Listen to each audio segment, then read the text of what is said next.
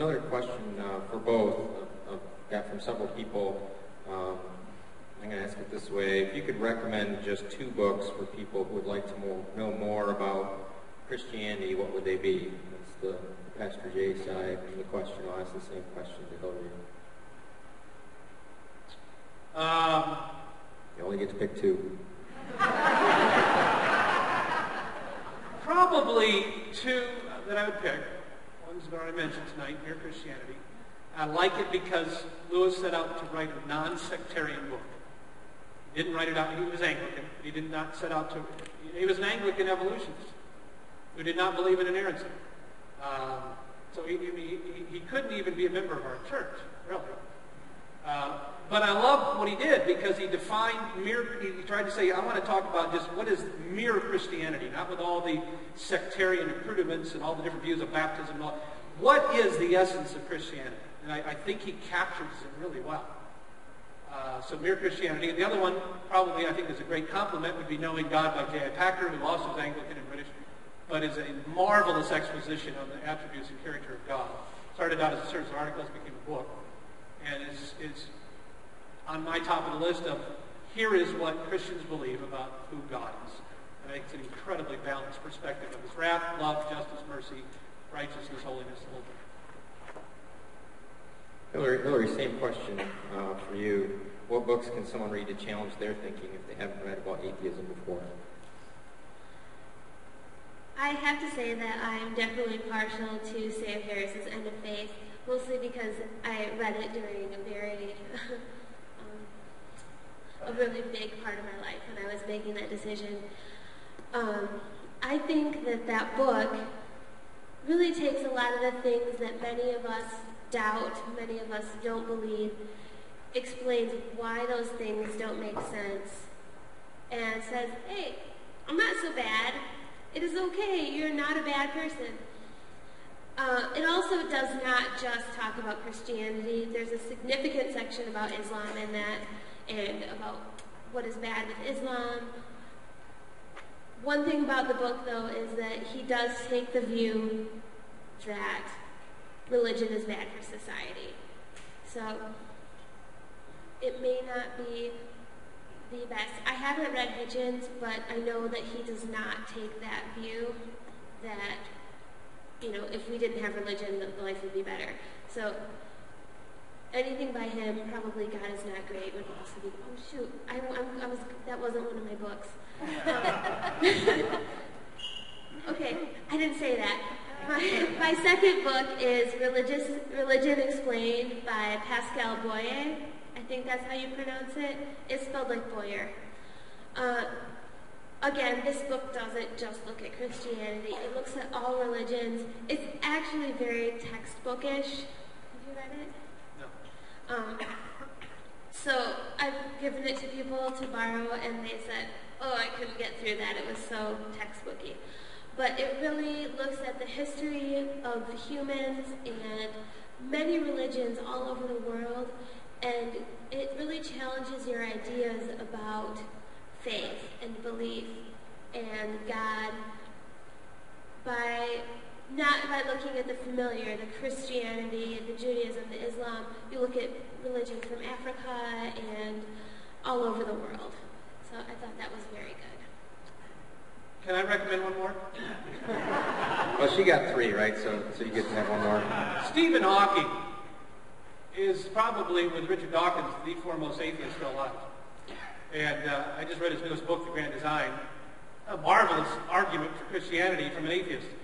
I couldn't believe he's writing this. The second to last chapter is called The Apparent Miracle. And I wrote in the margin, 5 times he writes how lucky we are. How lucky we are the sun's mass is the correct distance from the earth. How lucky we are with the exact solar mass and the Earth-Sun distance. How lucky coincidences pertaining to the shape of the planetary orbits. He goes on to talking about the fine-tuned precision of the universe. Were it not for a series of lucky coincidences in precise details of physical law, and it's just luck in the precise form of fundamental physical laws. Our universe and its laws appear to have a design that is both tailor-made to support us and that if we are to exist, leaves little room for alteration. Amen. All right. So I'd say read Stephen Hawking. I think he gave one of the best apologies for Christianity that I've read in a long time. We're almost at the end of the time here. I'm going to ask one more question. I'll start with Hillary. What kinds of stereotypes have you encountered when people hear that you're an atheist? You know, I'm a pretty nice person. So most people are surprised. They say, "You're an atheist?" But I've actually heard it from a lot of other people I know who are afraid to tell people because they say, "Well, everyone thinks you're a communist." I don't think that's so much my generation, but you know, atheism and communism have been linked in many countries, and it's mostly, that's not true because they were just taking away religion so that they could replace it with a new ideology. Obviously, well, you don't have any morals then, right? That's another common stereotype, is that if you don't believe in God, you can't have any morality. If you actually look at prison statistics, you know, we're less than 1% of people in prison, but you know, about 14% of the U.S. population. So that's not saying that we're more moral, we're just not any less moral. I'm blanking out on some of the others. Can I come back if I think of others? Yeah, I'll ask a follow-up question too. So Pastor Jay, what kind of stereotypes do you get from non-Christians when they find out you're a Christian, or especially when they find out you're a pastor? Probably a couple of the biggest are that I'm uneducated, or probably the biggest is I'm intolerant. I think that comes up the most. That obviously you don't have any tolerance, you don't know what other people believe, and you're narrow-minded. And I may be, but I do make an incredible attempt to talk to people from all perspectives and read from all perspectives, as I've said. So I believe it's an unfair characterization. But it feels like it's common, aimed at Christians. And probably may be true of some, but I hope it's not of a lot of us. So my follow-up question, and the last question we asked, you can elaborate on the other one too if you want, Hillary, but is, from your perspective, what could Christians do differently, or how could we approach you differently than we do today in a more positive way? Yeah. Well, one of the things that I missed is that people think that we believe in God, but we just say that we don't, or deep down you really believe, but you know, you're just pretending like you don't because you want to do whatever you want, or you just want to do X, Y, Z. And what I would like is for people to take my belief seriously and say, accept that this is actually where I stand. I'm not here lightly. You know, you don't abandon Christianity with the potential punishment of hell forever lightly. You know, so take that as something. Most of us are very serious about it. We're not here because we're mad at God. We really just don't have any faith. And respect that as something that we are serious about. And please don't proselytize. I know that it's a part of your faith, but I always liked the quote, I think it was St. Francis, who said, "Preach Christianity all times, if necessary, use words."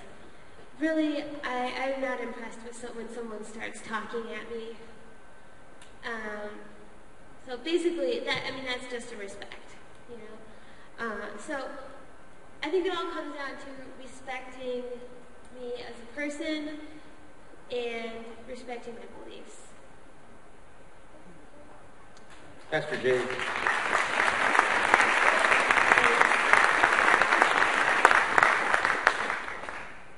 Similar question, Pastor Jay. What can people of non-Christians do to approach Christians differently in a more positive way? I think very similar to what Hillary said. As much as she doesn't want to be proselytized or pigeonholed, which I think is an extremely fair request, same thing. I think that every one of us wants to be treated with respect and taken at her word. And I don't think any of us arrive at our worldviews lightly. And I think that every one of us wants to be treated with dignity. And so that's all. I don't expect people to agree with me. I know everyone in this church doesn't agree with me. And but I do want to be treated with respect. And I hope that I treat others with respect. And that's probably true for any worldview. I resonate with exactly what you said. That brings us to the end. We're past 8 o'clock now. We didn't get up to all the questions. There's a ton of additional questions that I've been frantically sorting through here. But we are going to publish those questions in the interest of total transparency on the website that's listed there, the acdialog.blogspot.com is where you'll be able to find those questions. One little housekeeping issue. As you can probably tell from this room, it's used as a basketball court from time to time. And so we put the chairs away on the weekends.